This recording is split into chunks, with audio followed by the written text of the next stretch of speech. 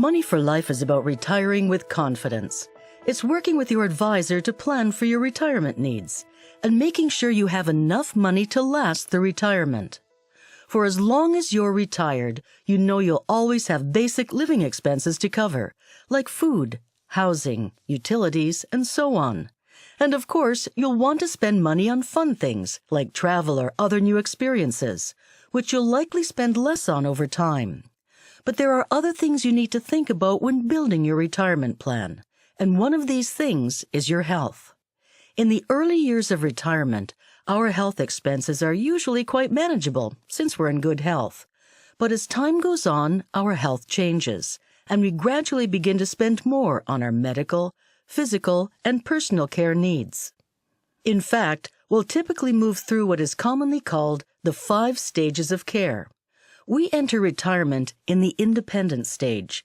From there, most of us will move on to interdependence, then supportive living, followed by crisis management, and lastly, dependence. The level of health care and personal assistance you'll need, and the cost to meet these needs, will increase with each stage. Let's take a closer look at how and why. In the independent stage, you've entered retirement with a pretty good understanding of your current health and what it takes to manage it. Your health needs at this point, like paying for existing medications and therapies, will be part of your basic living expenses. And now that you have more time on your hands, your goal may be to maintain or improve your health, so you can spend more time doing the things you really want to do. Making choices, like hiring a house cleaner, or spending more on wellness activities, like joining the club or gym, will be part of your lifestyle expenses. As time goes on, you'll gradually move to the interdependent stage. Here, your family starts pitching in and helping with some of your routine tasks, like shopping, transportation, managing finances, and strenuous household tasks. Eventually, you'll start to need help with basic physical activities, like bathing and getting dressed. New health issues also means more spending on things like medication and medical equipment.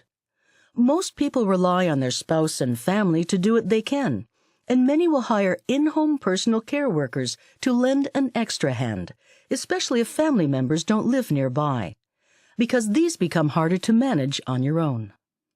And while government programs might help with some of these costs, not everything is covered. In the crisis stage, care needs become too much or too complicated for family members to handle on their own. It can happen suddenly, so caregivers need to immediately rely on professionals and formal care management to provide the support needed. Keep in mind, a crisis can happen at any point in retirement if you have a serious accident or illness.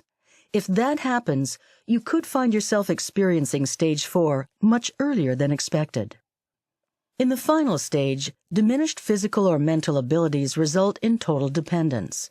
24-hour medical support and care is required, usually in a long-term care facility, since families can no longer give the type and level of care that's needed.